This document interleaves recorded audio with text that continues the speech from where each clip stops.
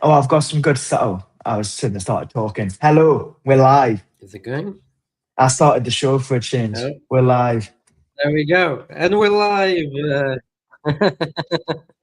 Welcome to Founders Chat. As always, guys, we've got some good news this week.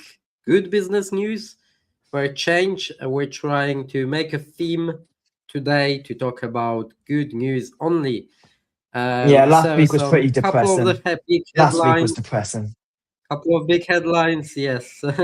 This week, Shopify just made a whole set of B2B tools for wholesale, free on every plan that used to cost a couple of grand. Square 10 Bitcoin payments with zero processing fees for millions of businesses, which is cool. I've got some hot takes on that potentially, but I think it's really cool that they moved into that market. This is for our US friends. Small business tax deductions have been made permanent and increased by Congress. And some recent research shows that 70% of small businesses owners say they expect to grow this year, which is a nice changing trend from things that they have maybe said over the last couple of years and seen over the last couple of years. Well, So I'd be on track to grow this year if certain people paid their invoices on time, but I'm currently very frustrated and stressed about that. Especially because I've just had to complete my self-assessment. I need that invoice money and it's just getting delayed and you are on delayed. fixed fees, right? You are on fixed fees. Yeah, people just haven't paid their invoice on time. Why not just do a direct debit? Because I just don't want to do that. I'd rather just get them to hit pays directly. It's just more ethical, in my opinion. I don't want money just coming straight out their account and they don't know it's coming out. Well, they know it's coming out. They signed up to the service. It's a personal preference. It's just not my style. From my experience, a lot of the people who do like the Stripe direct debits and subscriptions are just trying to do that. So if they try and cancel, they try and get an extra month out of you or an extra whatever out of you. It's just not me. It's not my style. They can cancel. Whatever your rules are, they can cancel. It's fine. It's just not my style. You can do that. You can do that directly via Stripe as well, or any other people provider. Who try and, just in my opinion, a lot of people who try and do that are people who are like, write dicks out invoices. I'm like, just pays on time. I don't care. Granted, that meant I had to go to small claims court twice last year, but fuck it, I might as well go a third and fourth time. Maybe give it an option to those who like keep being late and missing. Just say, hey, do you want me to automate this for you? Because what I do now is I know. Will that make your life easier? Because maybe they'll say, I don't do monthly retainers. I don't do monthly retainers. We just do like set fees. I don't like the retainer model anymore. I think I mentioned this in another show. I'm like, you pay X on X date and the second payment's on X date. You can expect these results in this time frame. I'm not doing like 6-month contract, X payment 6 times. So it's like two payments. So I'm just waiting for fucking second payment of 2 people. Well, 2 companies. And I'm like, bro, come on. Can I please? Side note, there's another thing I really need to rant about. Do you remember that like massive company that I signed like 6 weeks ago? I'm getting PTSD about why I hated my 9-to-5 job, getting in some of these email exchanges. There's people I have never met before and never spoken emailing me for some reason. I'm like, I don't speak to you. Like, I speak to your directors. Why? I don't know who you are. Why are you emailing me? And I'm getting CC'd in emails that I have nothing to do with. Why am I getting CC'd on internal HR emails? My phone has not stopped buzzing for days. Why am I here? It's supposed to be a good news show today. I just need to talk, bro. Like, this is why I don't think I could go back to like working a 9-to-5, you know. I couldn't stand getting caught up in pointless email exchanges. It drives us mad. You might not be able to soon enough because Yeah. What do you mean think soon so. enough? What do you mean I soon? think I think a lot of jobs are just ending. There's just so many jobs ending. I think that's an with it. interesting one though, because I was reading one of the news stories there, and it's saying like more people are going into like freelance or small business, and I think that's not a shock if like a lot of jobs are Yeah, removing. we've got quite few topics on that today, But right? it's also tax rules, isn't it? Like it's a lot. It's easier. Well, companies get better tax. What's the right word? Like exemptions. Hiring freelancers and other self-employed yeah. people than hiring in-house. Maybe that's the reason. If you can make the same money, and obviously jobs got advantages, business got advantages. Business is not for everyone. But if you don't really care, if you prefer to working in a business and you can make the same amount of money, as in your work, you're much better off with the same amount of money, especially past a certain threshold. So if you're on I think like it massively. 200 grand, being having a business at 200 grand and being employed at 200 grand is massively better on the business side, and that's by like tens of thousands. I think Tens it's a of massively thousands. different. I know when you always say like business isn't for everyone, I agree. It massively comes down what your personality profile is and what you personally value and what you personally want. Like me Yeah. personally, I just can't get told what to do by someone I'm smarter than. Like that was the biggest issue in my 9 to 5. I was getting told what to do from like a social media marketing perspective by some 70-year-old bloke who doesn't even have an Instagram account on his phone. Like, why are you telling me what to do? You know nothing.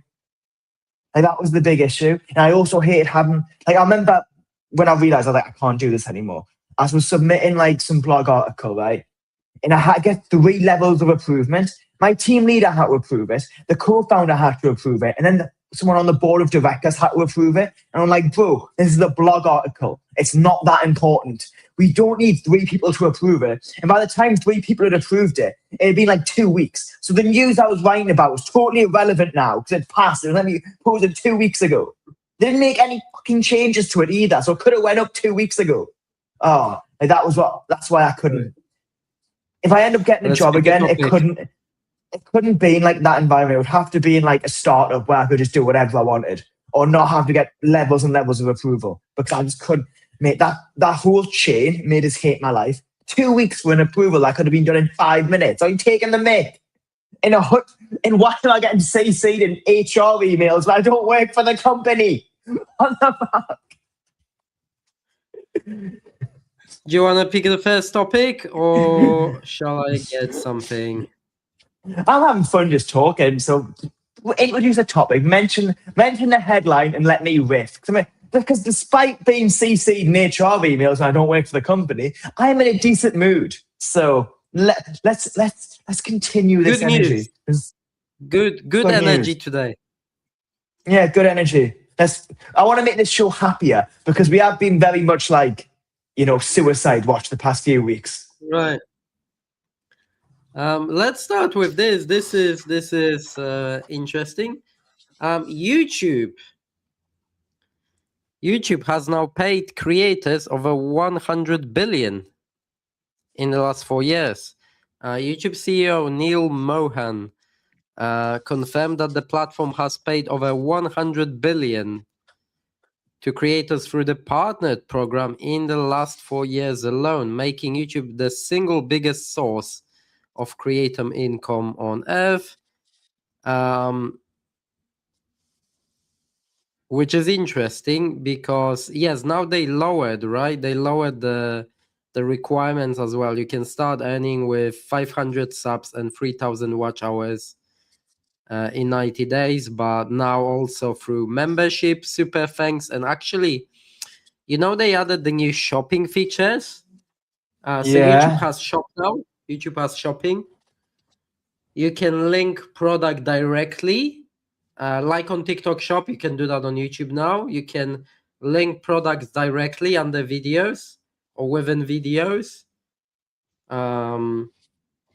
which is actually like massive for those who depend on more like a creator style business, and like ad revenue and so on, it's really huge. What percentage is so what they've paid out over 100 billion to creators in 4 years? Do you know like the numbers for how much those creators have brought in? Just having like no rough percentage.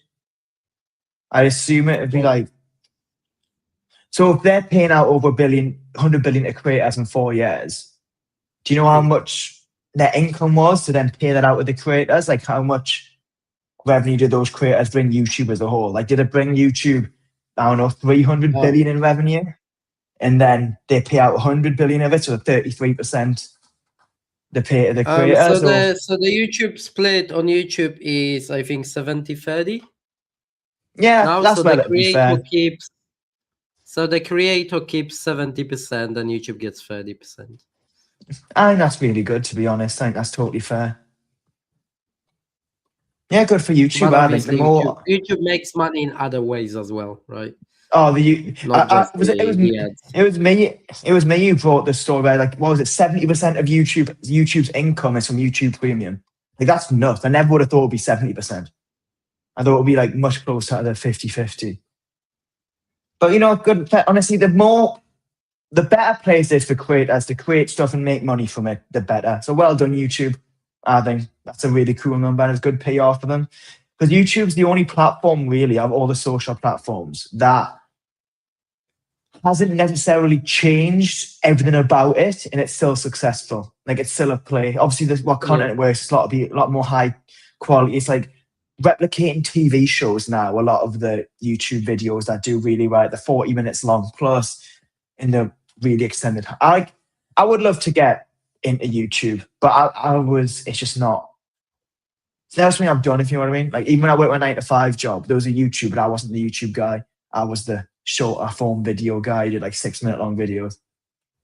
Well, you can do short form on YouTube. Yeah, YouTube Shorts. What do you think about YouTube Shorts? Because a lot of the people are like, I know you do YouTube, who do it. Saying like YouTube Shorts can like fuck up the monetization of the main channel if you like post too many of them. Because it'll get subscribers from people who only watch shorts. Well, and not it's different. It's different audience, right? Normally, I would say that the shorts or the long. You focus on one. You're either a shorts creator or you long form creator. You can't really do both. I mean, if you're like super established long form creator, you can throw some extra shorts for extra exposure. Or if you can maybe there's something I want to say, but it's not enough for a long form video, you do it as a short.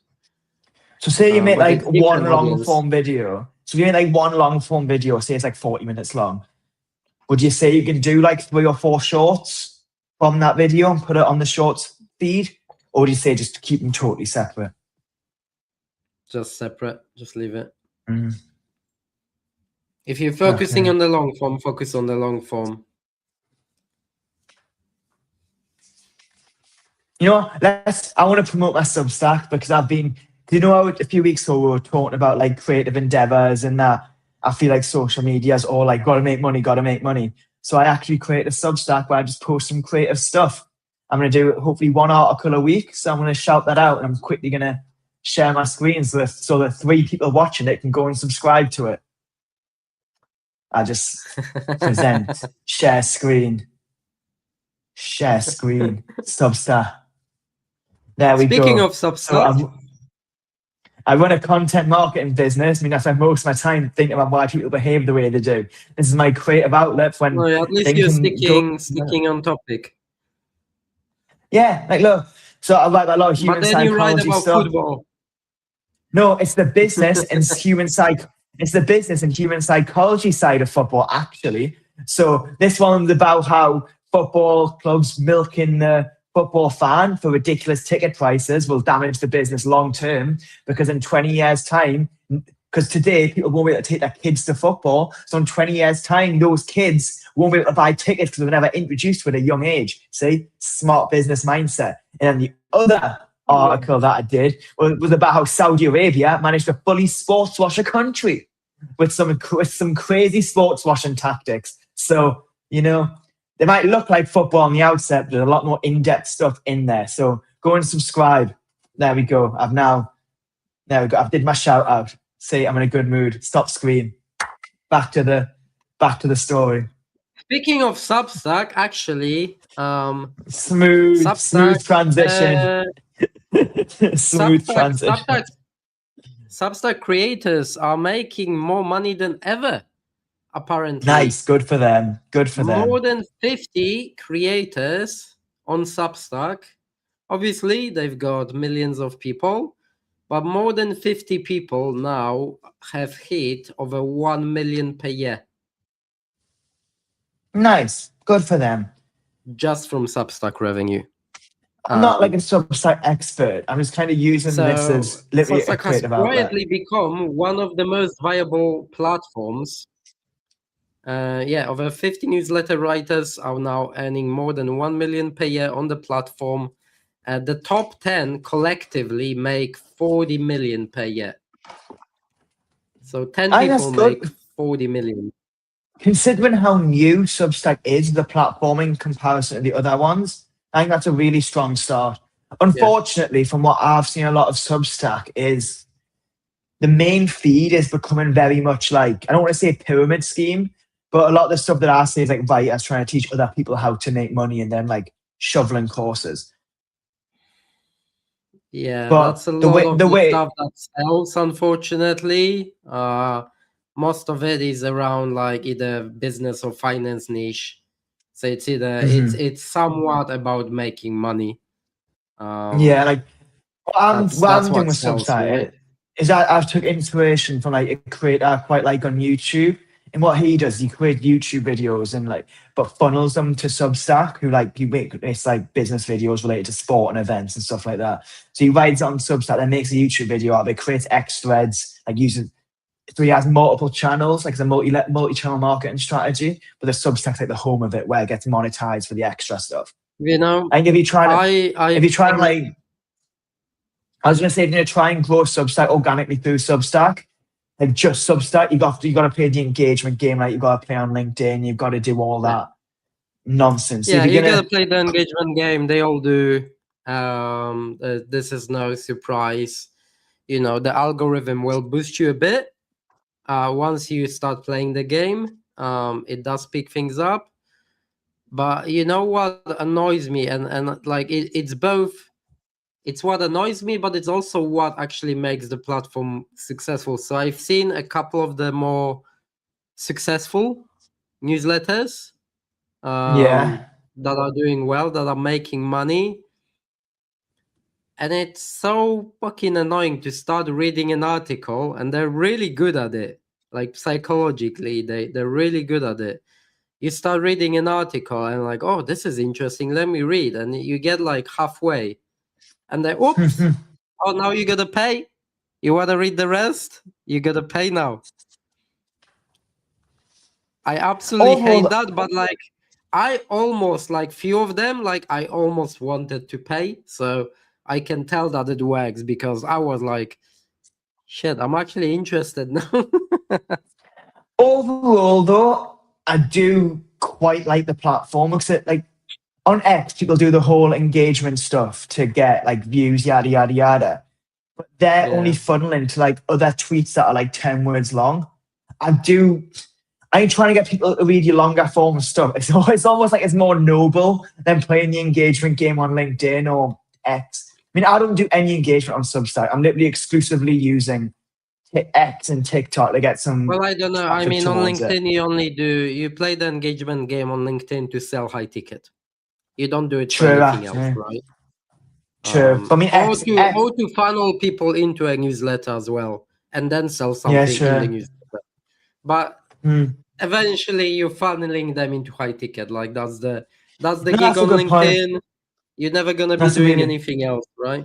That's a really good point. But better than X, because I don't understand X. Like I just don't. I don't understand why you would obviously use bots to do it, but why would you comment?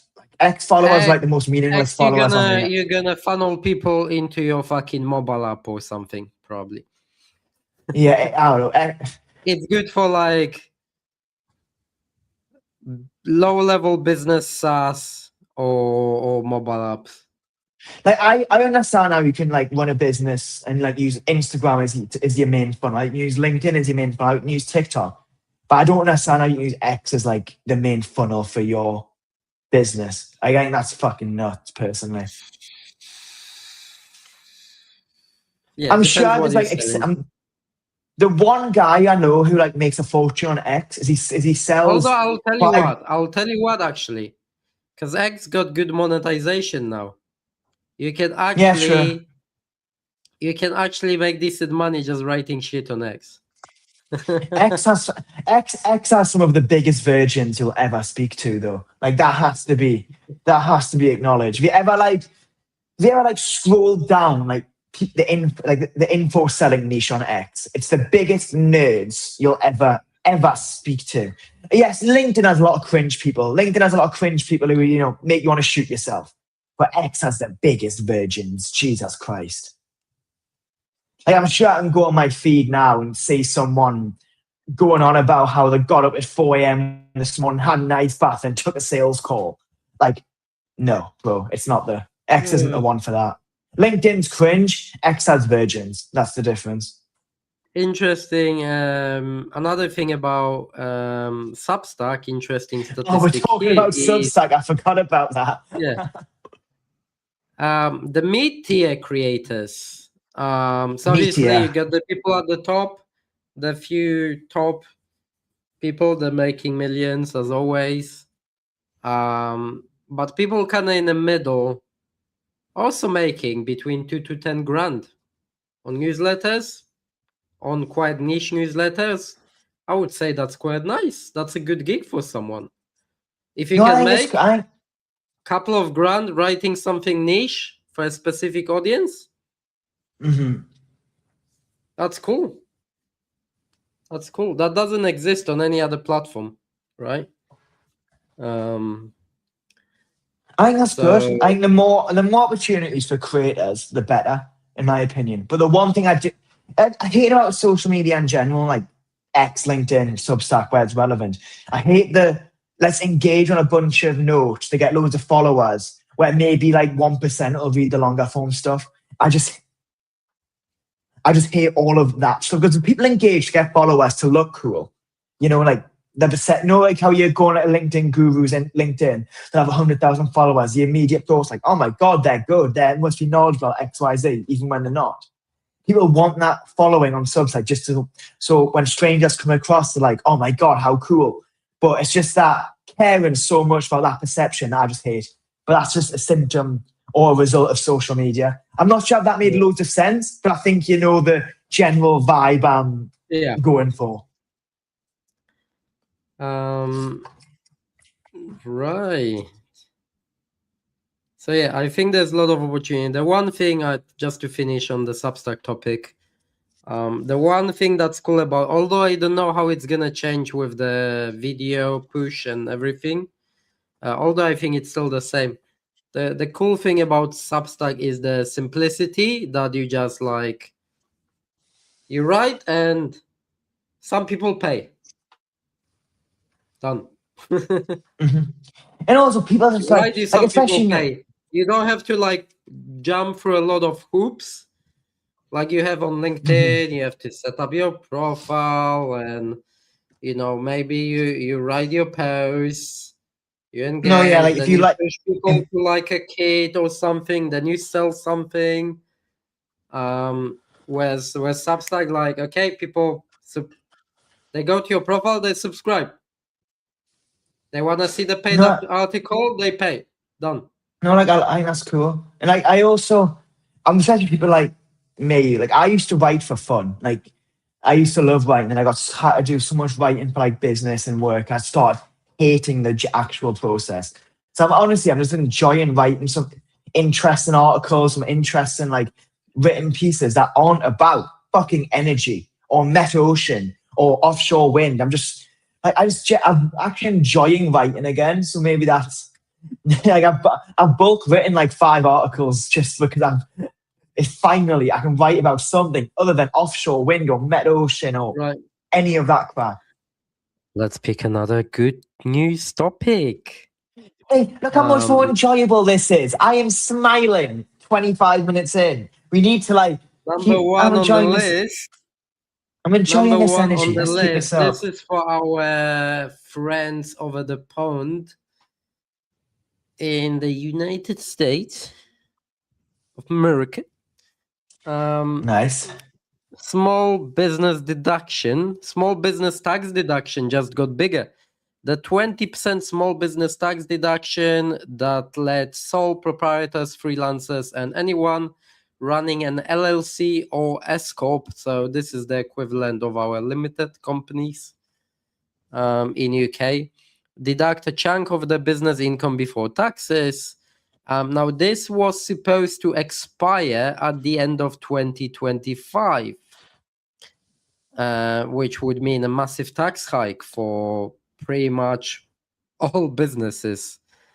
Instead, Congress made it permanent and bumped it to 23%, which is amazing because on a 200K of qualified business income, that's now 46 grand that you can deduct with extra 6 grand on top, even from the previous change. So extra 6, 10, 20 grand for your average small business. Good. Fuck the man. Great The more stuff. money in small because honestly, it's so. I know we like to say, "Oh, I love running a business," but there's so many little things that drive you mad. The invoice thing from earlier and the email thing that I was saying earlier. I know that's such a little thing, but that's only 25% of all the bullshit you've got to deal with running a business. So if you get even more money, like some of these tax changes, whatever, good. They deserve it. Jeez, especially small ones. You know how much stress it is to do this small stuff. They deserve it. Congratulations. Yeah, that's not all of it. So there's another new $400 deduction if you earn at least 1,000 on a qualified income. So that's for new businesses starting up. You've made your first grand. Poof, right away you can deduct up to $400, which is nice for new startups, new people starting out. That can go a long way towards paying for software, advertising, equipment, which is great. And there is the Section 179, which we've talked about. That's for larger businesses. So this is for equipment. So if you need bigger equipment, you need cars, you need, I don't know, farming equipment, machinery, anything like that, you can write off up to 2.5 million equipment cost. Yeah, of your tax bill. So really cool stuff. Good. Congratulations. Nice. Before you had to spread it over years, slowly. Now you can just immediately write it off the bill. So Good. A lot of good tax changes happening in the US. Hopefully there will be some more good tax changes maybe coming to UK and Europe at some point. Did you see the what was it? The Green Party in the UK. There was the good news for the hospitality sector, right? They reduced the business rates and gave a couple of tax rebates. Thing is, I don't even know what the solution is to the UK business tax situation, because we've got ourselves in such a mess for how we've run the country in the past 5 years, post pandemic. The big one is the UK government needs to stop wasting money on useless shit and start spending money on stuff that genuine. Good news. No, it's a good news. It's a topic for another day. Yeah. I was just thinking. I stopped myself. I just stopped myself. Talking about UK government, it's gonna be not going to be a good news show anymore. The one thing I was going to say about that, did you see today the Green Party released their new manifesto for the next election, that they want to make a rule where a CEO can't make more money, more than 10 times more than their lowest paid employee. So if their lowest paid employee is like a part-time cleaner making 12 grand, the law will say that CEO can't make more than 120. So that's the law they want to bring in. I mean, I don't know where they got any of these numbers from, but I thought that was a very interesting thing to put in your manifesto. Like, it's been very stupid, personally. It's not gonna work, does it? Like, it doesn't make, like, I agree with the sentiment behind it, that you need to stop paying people a wage where they can't even pay rent or buy food. But who says that is 10% of a CEO's salary? Like, surely it would make more sense capping energy or capping food prices or capping the cost of water rather than making CEOs deal with that their own salary. Anyway, I just thought I was worth bringing up because it is pretty dumb, but I like the idea behind it. Topic? You know, I do want to pick the next topic. Let's have a look. Which was the one that I wanted to talk about at the start? It was number 5. AI is giving solopreneurs a 2.3 rev advantage over their peers. And again, if my invoices were paid on time, I would be a perfect representation of this. But unfortunately, they are not, so I am not. Right. McKinsey published data showing that solo founders using AI tools are outpacing their peers by 2.3x in revenue growth and cutting admin time by up to 80%. The full solopreneur tech stack in 2026 costs about $3,000 to $12,000 per year. That sounds all right. So you've got your AI agents for coding, content tools, design platforms, automation software, CRMs. Give or take. For me, $300 a month, give or take. Lego, Canva. I've been using Goji Berry, but also SendPilot is there. And for CRM, I've just got Condo. Claude, CRM, anyway, Canva. it adds up. So the result is operating margins of 60-80% compared to 10-20% for traditionally staffed businesses before. You can get a lot more done as a solopreneur nowadays, or as a freelancer. Yeah, you can definitely. It's like today, I'll give you an example, because I used to, because obviously there's only a certain amount of companies I can work with because I've got such a niche target audience. I created I don't pay for Clay anymore because I managed to create a Claude workflow that just replicates Clay. Clay's expensive when you start using all the credits and stuff. So in the space of 2 hours, I managed to source intent, the current company showcasing relevant intent triggers, pinpoint my in with that company, which guy makes the decision, how it influences them, etc. Source their email addresses. What do you use for that? Do you go straight just with Claude to research the company? So do you plug that into something else? I used to plug it in with Clay, but I don't use Clay anymore. Yeah.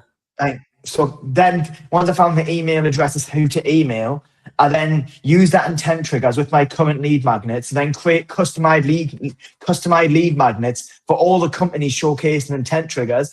And then I start to manually send 20 emails. And so it took us under 2 hours to have personalized outreach with custom lead magnets to 20 companies showcasing my intent triggers.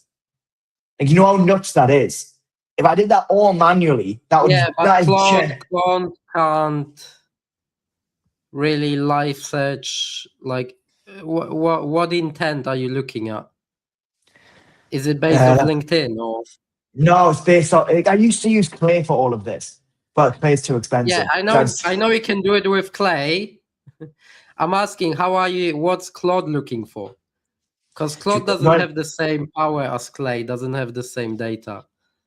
It's not bad. I'll show you what I'm using. Let me open my Claude. But anyway, basically, for me to do that manually, it would legit. Basically, for me to do that manually, to reach out to all those 20 companies with customized lead magnets, documents, and like customized marketing resources, that would legitimately take me like 5 days. Like, okay, maybe not 5 days, but like 4, like a good couple of days. You know what I mean? Yeah. Like if you, again, it's the same thing I always say with AI. If you have like good human marketing, like you've created yourself, AI can just multiply good stuff by like 20 times. Where people fuck up with AI is they give the AI crap and then multiply crap. So there's 20 times crap. If you get it good, you get 20 times good. So you're falling out. So, and also, do you know how I use a lot of my sort of target market? What I did with the Claude, I gave examples of past clients. I showed them because these guys, they're like 50, so they use forums, they use articles, they use press releases. And one of the obviously intent trigger of my press release is because these guys announce their new contracts like it's a football transfer. So I literally look at the relevant places where they do this, and then source companies that just close the big deal, announce big contracts, announce fund, announce expansion. It's underrated. Obviously, that was like targeting SaaS companies. You need clay, unfortunately. But if you're using these ones, it's not a bad alternative. I hate clay. Clay is overpriced, man. It's so expensive compared to what it used to be. Actually, that's a common theme. I went to Superdrug last week and bought all my male beauty products. Because every 3 months I go to Superdrug and just buy a quarter's worth of beauty products, right? What I buy hasn't changed in years. But 3 years ago, my quarterly supply would cost me £28. Last year, it cost me £38. And this time, it cost me £53. Are you taking the piss? Like, I understand everything's going up because of cost of living, but 53 quid for beauty products. Are you taking the piss? So, yeah, cost of living is ridiculous, man. I just need my beauty products. Beautyflation. which is only compiled because I am waiting for invoices to get paid that still haven't been paid. Everything comes after that. I wanted to talk about this. This one's interesting. I've not seen this. It seems like Instagram is changing a lot because last time we talked about resetting the algorithm option. Was this the 24 hours thing?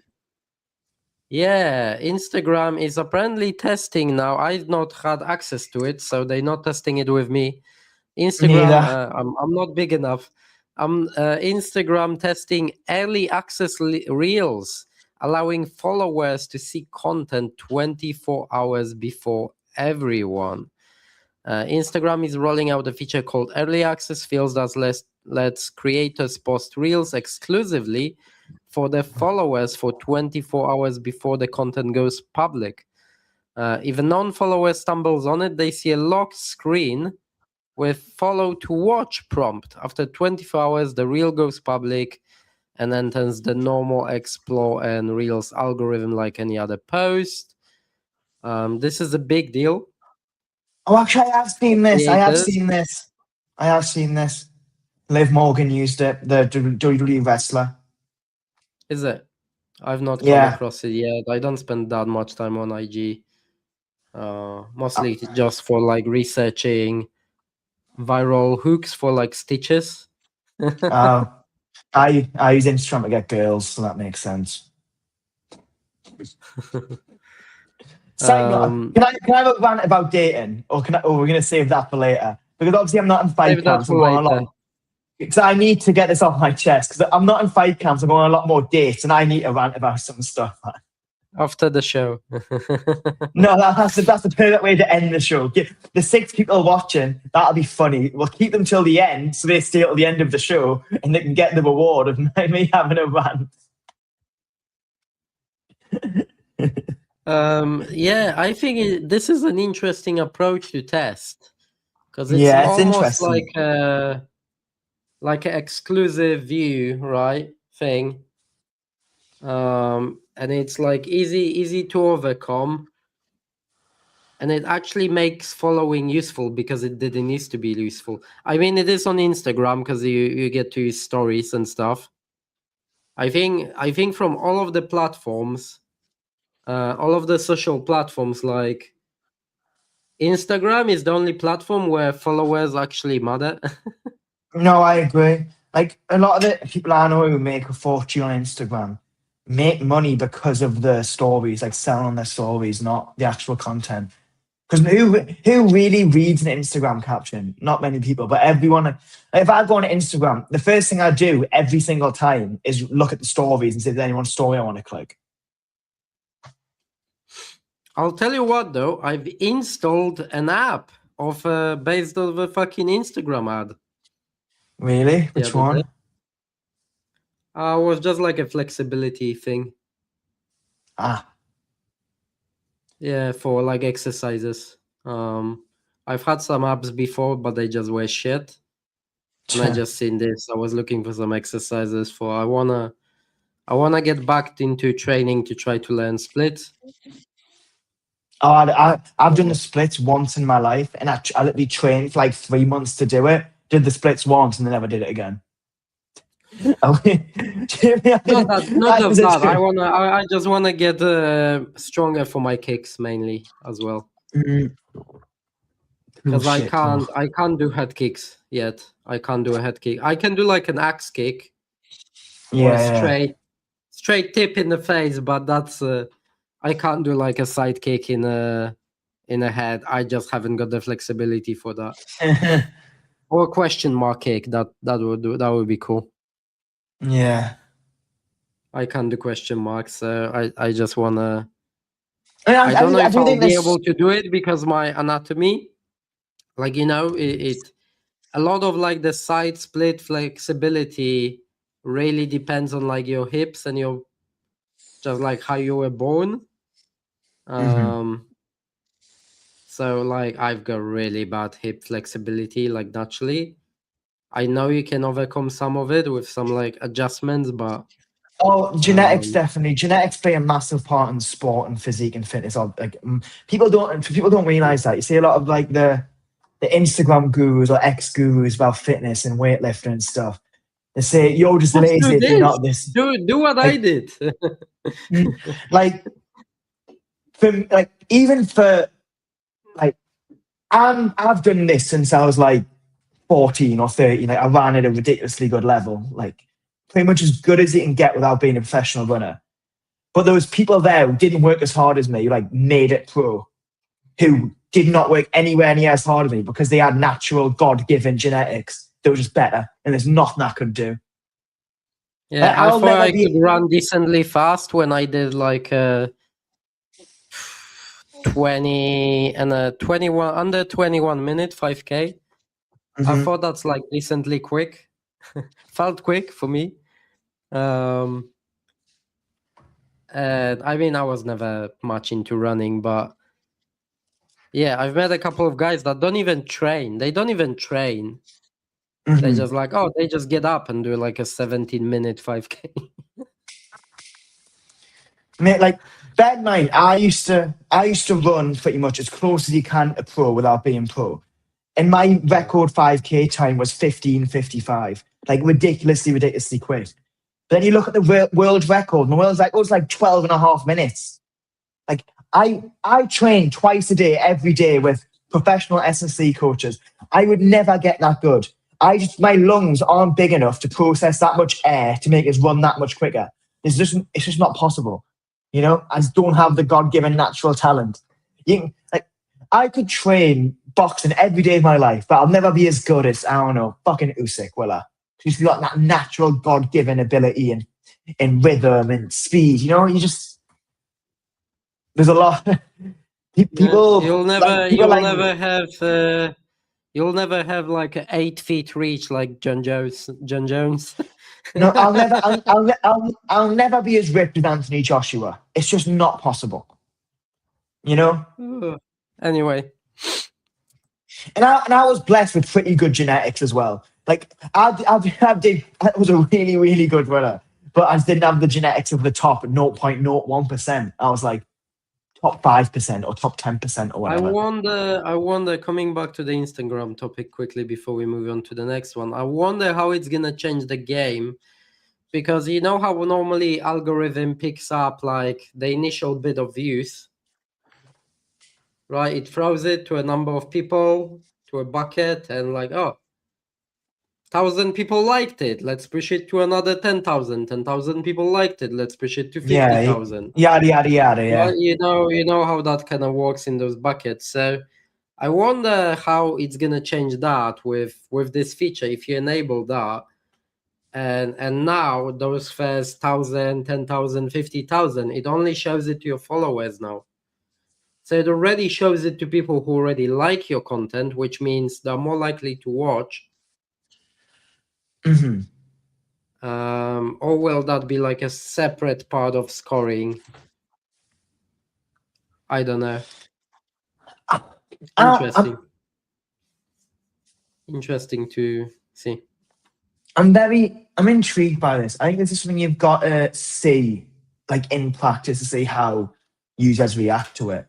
It's cool though. Yeah. I'm always a fan of change. I like to see things change. Like it would be boring if Instagram was the same thing as it was Speaking of 15 years ago. creators and more good news, more like good observations, the creator economy just crossed, is projected to exceed, again, it could be more, but it's already projected to exceed 280 billion by the end of 2026. And that's just in US alone. US creator economy ad spend alone is 37 billion this year, rising to a projected 44 billion next year. Yeah, but this is interesting about how creators make money. Memberships are becoming apparently a big primary revenue model. So we've just talked about Substack. Substack is a membership, right? You subscribe to the newsletter with a monthly fee. I mean, YouTube had the membership feature for a long time, and I think more and more people are starting to use it. Didn't TikTok just release something similar as well, where you can subscribe? Yes, you can. You can subscribe for like a monthly revenue to see like extra member only videos, I think, that only members, live streams. I know for TikTok, you have to sometimes pay to access like a member only live streams. YouTube has that as well, where you can stream only to your like paid audience. Oh yeah, and YouTube has members content as well, doesn't it? I'm fairly certain. Yeah, it Yeah, does. which is interesting to see that they're trying to replace that kind of advertising only model, where now they're pushing more those kind of memberships, and other stuff. So Did you see? Did you see the influencer who Bill Gates' daughter? I think it was, who just founded a startup, and she was trying to get this influencer to do a brand deal. And the influencer was like, I need $4,000 to do X, Y, and Z. And Bill Gates' daughter was like, okay, I'll bring it back to the team and get back to you. And then she came back and offered $400. Did you see that? It was like, it went mega viral on X. I'll get up the screenshot because it was, what was it? I'm sure it was Bill Gates' daughter. It was some billionaire's daughter. Let's find it. Yes, here it is. I was right. It was Bill Gates' daughter. That is share screen, window. Yeah, we'll go. It was this. When the billionaire's daughter says you're out of budget.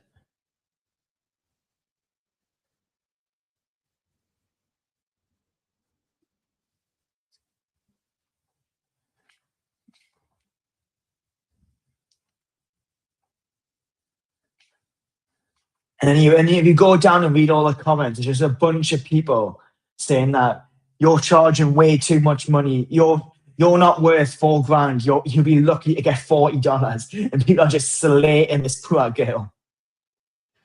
I mean, granted, she shouldn't have leaked the private message. That is pretty bad practice. But so it was a promo. Okay, I see. So Bill Gates' daughter has just started up a business or whatever. Bear in mind, she's like, her dad gave her hundreds of millions to do the startup or whatever. So she needs an influencer to promote it. And she wanted something that costs $4,000, but then she only offers $400.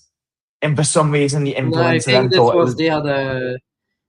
No, this was. I think you misread it. No, I'm correct. So she asked. No, she asked for $4,000 for promo.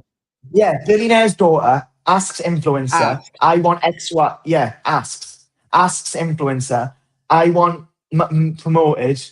This my business promoted. I want you to do X, Y, Z. The influencer said, okay, X, Y, Z costs $4,000. Bill Gates' daughter then comes back and says, I don't want to pay $4,000. You want $400? And then influencer. I think she asked for $4,000. That's what I just said. That's what the thing said. Influencer wants $4,000 because Bill Gates' daughter asked. She's the influencer. No, you're wrong. You're wrong. You're wrong. Bro, I'm right on this. It was her message at the top, no? Oh. Bring the tweet again.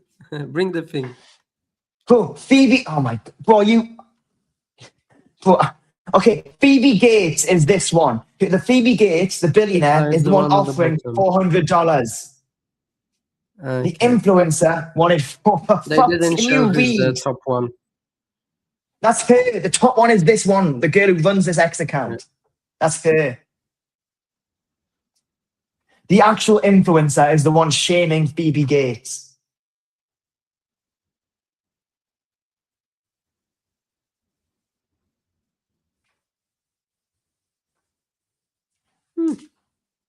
Well done. You can now read a fucking X tweet successfully. I think that's mad, you know.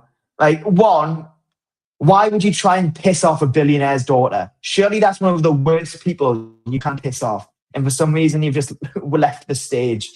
Why have you left? I'm not. You kicked me out. You removed me. I'm here. I didn't. Oh, there you are. Okay. There. Okay. You now zoom back in. Solo. So I do. It's mad that why would you try and piss off a billionaire's daughter? Even if the offer was insulting, you don't then screenshot it and post it all over X, where 10 million people have now seen it. And that's mental. Drama. People love drama. Everyone's just calling her a bitch.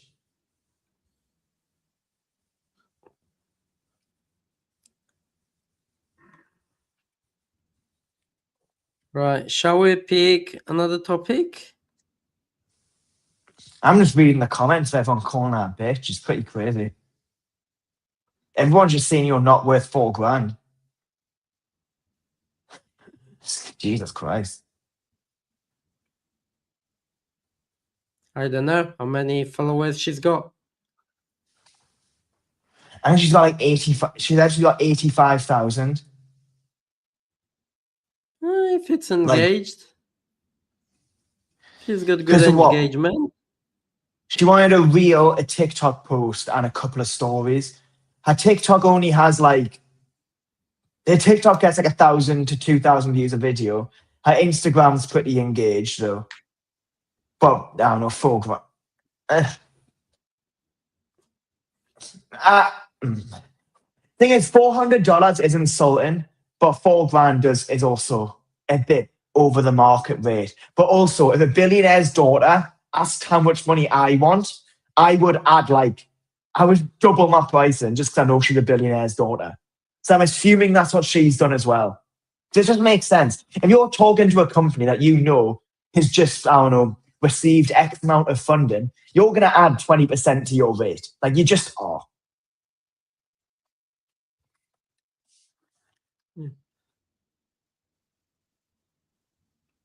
Anyway. What other viral news has there been? Let's have a look. You pick a topic where I look for more viral stuff. As long as it's good news. Well, that wasn't exactly good news. It was billionaire's daughter. It's probably not Anyway. even her on the account anyway, so.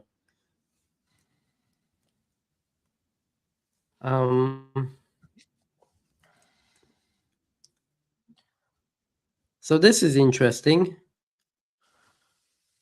PixArt. What is? Just launched a PixArt. monetization program open to all creators with no follower minimum. So this is like Canva sort of thing. Okay. So this is like a good affiliate deal. How much are they paying? Because I haven't got that in a doc. I want to see.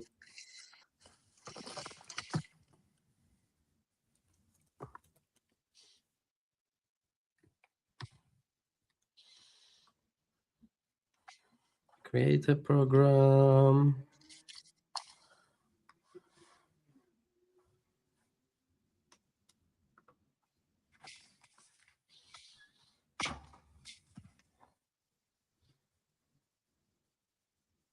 What number is this? Because Canva closed this. They can't even. They don't even say how much they're paying. So never mind. Let's not talk about that then. I can start having my conversation. I can start talking about dating now if you want. Well, because it seems like a good. No, that's after show. Because I'm not on fight camp right now. After hours, Joe. After hours. Okay, I'll give it 10-second TLDR. Okay, basically, I've been on like a lot of dates in the past few weeks, and what I'm noticing is a lot of girls have significant trauma from their exes. That seems to be the joy of dating in your mid-20s. All the girls have severe trauma, and it's not very fun. Moving on. Etsy. That is Etsy is something these girls probably do as a side hustle because they're so trauma-ridden. Probably. Etsy rolled out several updates that specifically benefit small legitimate sellers. New creativity standards now require every listing to state whether an item is made by the seller, designed by the seller, handpicked, or sourced, which cracks down on the mass-produced junk and helps genuine market makers get found. New shop manager pages make it easier to manage settings and see how your shop appears to buyers. And the new algorithm heavily rewards listings that and clicks, favorites, and sales. So my only question is, this is amazing change because we all know that Etsy has slowly been changing into just scam, like massive scam from Alibaba, Temu, whatever. People were just like, listing stuff that's mass produced in China, sold for like pennies as handmade and handcrafted goods. And my slightly illegal side hustle. Or my slightly illegal side hustle.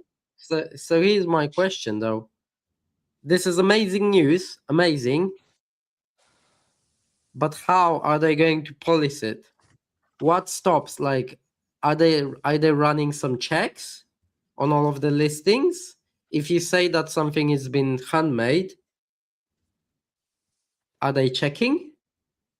Are they running checks that you can't buy it anywhere else? Obviously not. Maybe they do. I don't know. I've not really dug into it. But that will be interesting to see, because what stops me if all it is just me saying, me ticking a box says yeah it's handmade, yes, definitely. it's cool that they add the feature, but it's gonna be more than just a tick of a box.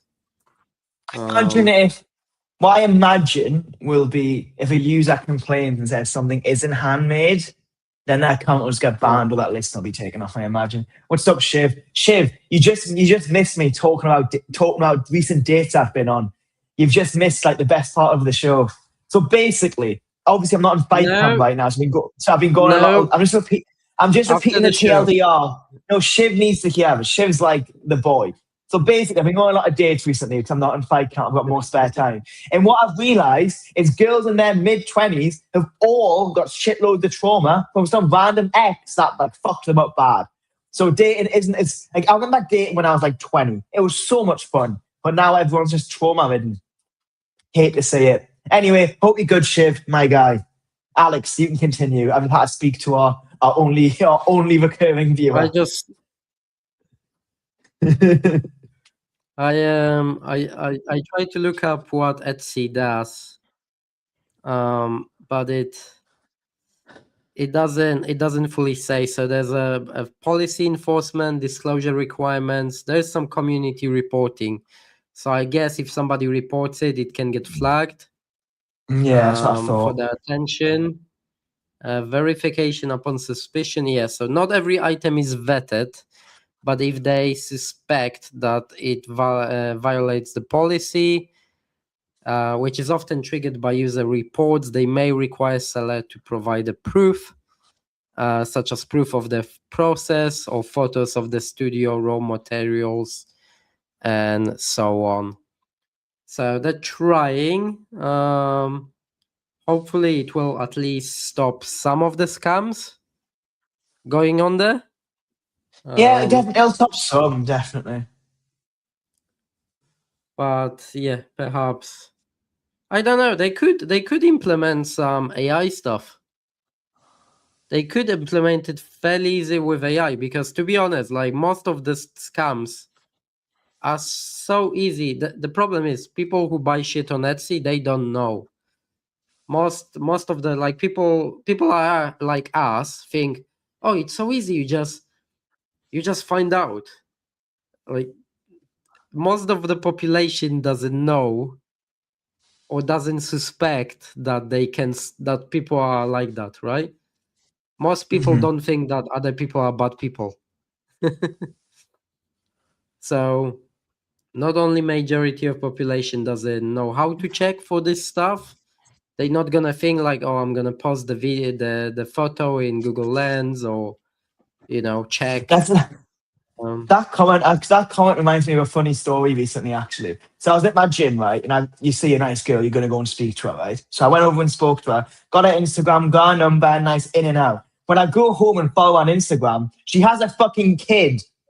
Like, I feel like if I cold approach you, you need to disclose whether you're a single mum or not. Because you can't just find that out on your Instagram profile. Anyway, sorry, continue, Alex. See that got a laugh. True story. Like actually a true story as well. This was like a week and a half ago. And you wanna know what? She won't stop texting me. She texts me a message saying good morning every morning. I'm gonna have to change gyms. Because I can't. I regret approaching it because I'm now getting harassed with good morning texts every day. Anyway. And it's some boundaries. You look so disappointed. Mate, I've got like 6 dating stories from the past 2 weeks. If you want to hear more, let us know. Maybe one more topic before we finish off. He wants to end the show because I'm talking about. No, there's not much else. I mean, we've only picked good news. True. We shouldn't be talking about some of those. Actually, more creators. Facebook. We shouldn't be talking about. If we want to talk about good news, we shouldn't be talking about my dating life. That's a good point. Yeah. So this is I need to dig more into this, but Meta launched Creator Fast Track paid program that guarantees creators either 1,000 per month or 3,000 per month, depending on how many followers you have. What's happening with you, bro? What's happening with you? We just spoke about my life. Are you good, bro? How's life? What do you mean we can't just talk about business? This show is about business. We talk about other things outside of the show. We should make like the. If you want to talk about other things, do a separate thing. Actually, and talk about if you want to talk about other things, ask to join the show. Add either me or Alex on LinkedIn. We'll get you on the next episode, and we'll just talk about anything. Whatever topics you want to talk about, if you join the show, we'll talk about whatever you want to talk about. I think that's the deal. That we'll do anything if you join the show. And I mean anything. We can make a separate one. Except watch that terrible AI series. Do you know that? Do you know that AI series? Do you know that series? The AI series you put on like 2 weeks ago, where people pay for the next part. Do you remember that? Where they like make like 6 1-minute videos and they pay for the 7th one. Do you remember that when he made us watch one of them? Yeah. That's the only thing I will refuse to do. If Shiv wants to come on the series and watch them, I'm leaving. That's the one thing I'm never doing again. That was the worst thing I've ever seen. Oh my god! It was produced shows. Oh my god! They have full production crew. Anyway, back on topic. Well, we all know after the hour mark is when it just goes crazy. We just do whatever, and it gets past 1 hour. This is interesting with the guaranteed income, because a lot of people we know, creators, they have, and I know a few people on Facebook who run like massive groups, but they're just not monetizing stuff. My Substack got an extra 7 views from this live show. We take that. Hey. I'll pin that comment back to the top. Hey, there's 8 of you in here now. Everyone go and click that and read my latest articles. Maybe you should advertise on Facebook, because Facebook pays people now, guaranteed. I know a guy. Depending on how many followers you have. And they give you guaranteed pay 3 months. 3 months of guaranteed pay just for posting on Facebook. Nice. After the period ends, you get guaranteed, you keep a permanent reach boost on your content. Facebook paid creators. Apparently, Facebook now paid creators $3 billion as well, up to 35% from previous year. So they've been growing quite a lot. That's interesting, because we never really think about Facebook, right, for content. Yeah. Like that almost kind of died, but apparently they're trying to pay people now. Actually, I always mention Facebook's really good for local businesses. Like, if you've got a location in your name, it's actually the market. People have no idea. Like in Asia, Facebook is huge. Like huge. It's like the biggest social media. Yes, we use a platform. We use a platform called StreamYard. So we would just send you the link to join, and then you can join the live stream.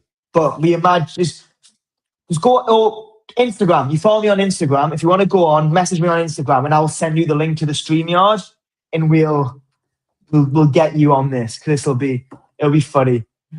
The more fun, the better. Anyway, back to promoting my Substack. Do you remember when Alex banned Shiv that time? And the first time he came to the show, and Alex banned him. I might have to do that again. No, no vacation.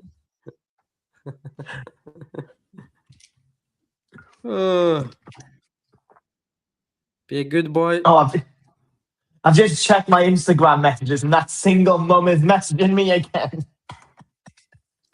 Franchising Changing apparently the subject. is booming. So franchising grew by more than 20,000 units in 2025, about 2.5% growth. And the momentum is expected to keep going and increase into 2026. Americans are starting businesses at one of the highest rates on record, with over 535,000 new business applications filed in a single month.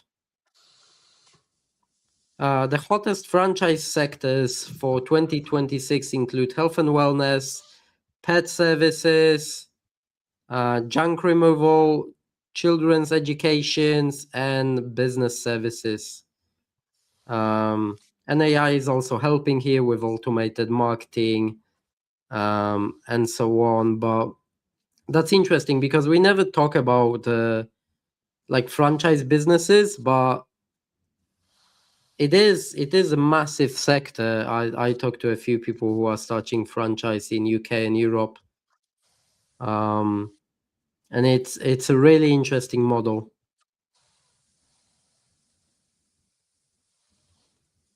Did you ever think about opening a franchise, Joe?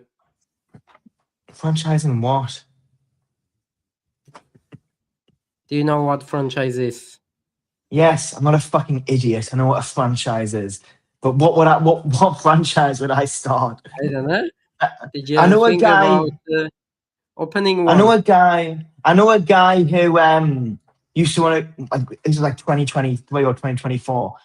He ran a consultancy firm, but then he thought AI was going to kill his consultancy, so he shut that down and started a home care franchise. And he's actually doing really well for himself now. Well done. I'm proud of him. He's still a friend. We still talk every now and again. Subway. Oh, bro, the one issue, the reason I can't do that is she goes to my gym. I will see her frequently, so I try to like politely end the conversation 3 or 4 times, and then just never message her again, or never speak to her again. But then she started messaging me "good morning" like 4 times. So that means every day I've got to have a nice conversation, politely end it. Then the next day she messages me "good morning" again. I'm trying to. I'm stuck. Oh, my lights just Maybe maybe that's a business I could start. I could start a business where I create AI chatbots that talk to girls for you, so you can manage your whole roster at once without any effort. Like a dating assistant. Yeah, literally. I'll call it like Mini Joe, and I'll say you can't get girls on dates, so this AI chatbot will manage all the conversations for you. Well, that's genius. And I've just had a genius business idea. Definitely, a lot of people like. Thanks, Shiv. A lot of people. This is all with your help. A lot of people are bad at conversations. So if you think you could make a chatbot that's better at conversations, to girls, I'm surprised. There's definitely a market for that. I'm surprisingly good at conversation, but do you want to know why I think I'm good at conversation? It's because everyone else just tries to like blend in the background and not say anything like too outside the box. While me, I'll just say the most autistic thing I can think of. And like 50% of the time it goes really well. And like 50% of the time it goes horribly wrong. But in that 50%, they really like me. So they want to talk to me. While everyone else will just say virtually nothing, but then no one will like them or dislike them. So nothing progresses. While me, I get half of them and alienate the other half. But you get a 50% win at the end. So all I'm saying, smart guy over here. If any of my clients watch this, they'd think I'm a fucking dick. I wanted to mention one last topic before we switch off. I like how you didn't say anything. And this is an interesting one. At the Joe Carson. I can't believe you unfollowed me, bro. That's shocking. What the fuck? See? Look, it's literally on the screen at the Joe Carson. Square auto-enabled Bitcoin payments for millions of sellers with zero fees. So this is like a payment provider. But the interesting thing is, how are they financing that? Because so they enable Bitcoin payments in a cool way. Because normally you used to be able to just like, okay, you know, you send crypto to each other, you do Bitcoin payments, right? Yeah. But they're just sending you money. So they can charge. So I can pay you with Bitcoin, but you just get money to your wallet, which is cool. Which is actually super cool. And a really, really smart idea, in my opinion. And they might open up a whole new market by doing that. No, that's pretty The cool. question is, how are they financing that? Because Bitcoin transfers are not technically free, right? Each transaction like has a cost to it. So how are they financing? Because they're promising, there's zero fees. So they probably either have like just a massive investment, somebody pumping into it money to try to get a market share, or they're actually skimming people on the exchange rate. It's like, when you go to the airport sometime and you've got like, zero fees, right? Money exchange, no fees. We promise, no fees. So you don't pay for the exchange, but they actually cut the margin so big on the actual exchange that you might have just as well paid the fee and got a better exchange and get more money. So I wonder if that's what they're doing. I do not know. I haven't verified that information. But I do find it interesting that they do try to bring crypto payments into like local businesses and stuff in a way that's easy for them. Because why crypto never really took off for small businesses is because it's fucking complicated shit. No, yeah. Right? Like it's become easier, but you still need to like set up a wallet, set up an exchange, transfer stuff. Then you can't just like withdraw it. You have to sell it at the exchange, move it from one place to another, then maybe withdraw it to a bank, go through a bunch of checks. Whereas here they simplifying the process. Well, like, okay, as a business, you sign up, people can pay you with crypto, you just get the normal money into your account like you would from PayPal or bank transfer or Stripe or anything else. So they handle all of the hard work for you. You just get money, which is huge, in my opinion. So that might maybe start a trend. Maybe we'll see more crypto being baked as a payment option for small businesses and local businesses. Honestly, I very much doubt. I doubt it, in all honesty. Because the business is doing. It's going to sound really stupid, so I'm going to try and explain it in a smart way. Crypto's kind of like the bogeyman to a lot of people. People who I don't know that much about crypto, but people who aren't, but I'm informed enough to know it's not like a 100% scam. People who know even less than me immediately associate crypto with scam. So they would not trust that with something as important as their business payments. Like, it's something to change the perception of that will take quite a while. I'm just going off the business that I work with. You see no difference. It's enabled. People can pay you with crypto. You just get the money. No, but they've got to actually. Crypto, you don't get crypto. No, but they've basically got to enable that feature, and I just don't see people doing that.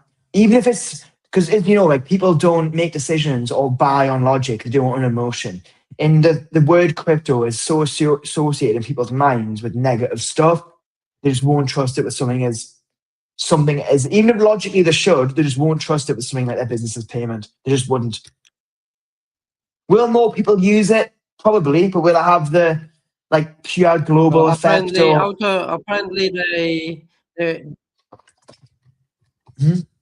apparently they automatically enable it for all of their customers. Really? Jesus. But the question is, and this also offers 0 processing fees versus your normal Stripe, which is like 3%, plus a couple of cents for card transactions. I could be wrong, but just a lot of the I think crypto gets caught in the echo chamber of being online, of people saying it's the best thing ever. If you told a normal person on the street or in a co-working space or in a coffee shop what they think about crypto, most people have something negative to say, if you know what I mean. So that's why I think even if logically it should benefit people's lives and businesses and all that sort of stuff, the fact of that association, crypto, some negativity, I think that'll definitely cause some difficulties somewhere. I think I could be wrong, but that's the immediate thought that I had. It definitely makes it very, very difficult for the platform. So that's why I ask those questions, how do they handle the actual cost of processing the payments on their end? Because as a platform, they have to now take the crypto and give people money. So what are they doing with that crypto afterwards? They have to do something with it. They can't just hold it forever, right? So it's interesting to see how are they processing that on their end, and how they're dealing with the fluctuations and costs and so on. But it opens up a whole lot of possibility. No, it does. It definitely does. And I wonder what is the actual exchange rate? How much are they skimming?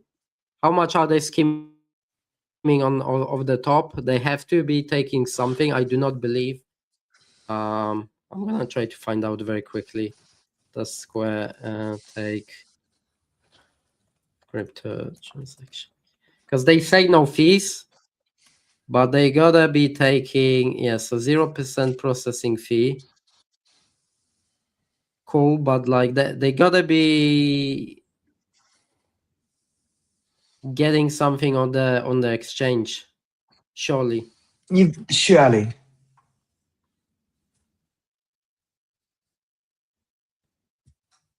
Because it's not free to operate crypto, unlike some people. Next week we should do the show, and the title of the show should be "How can we make Joe's genius chatbot idea a real business?" I think that would be should do a live business plan live on the show, and that'd be pretty funny.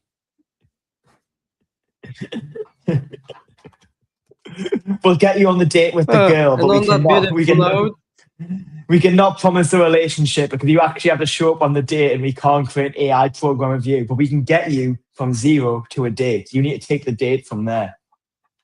And then the upsell of the chatbot is an AI dating coach. So you go on the date, you fuck it up because you didn't talk to her. You got an AI chatbot to do it, and the AI dating coach teaches you what to do on the date. Genius idea, genius model, absolutely genius.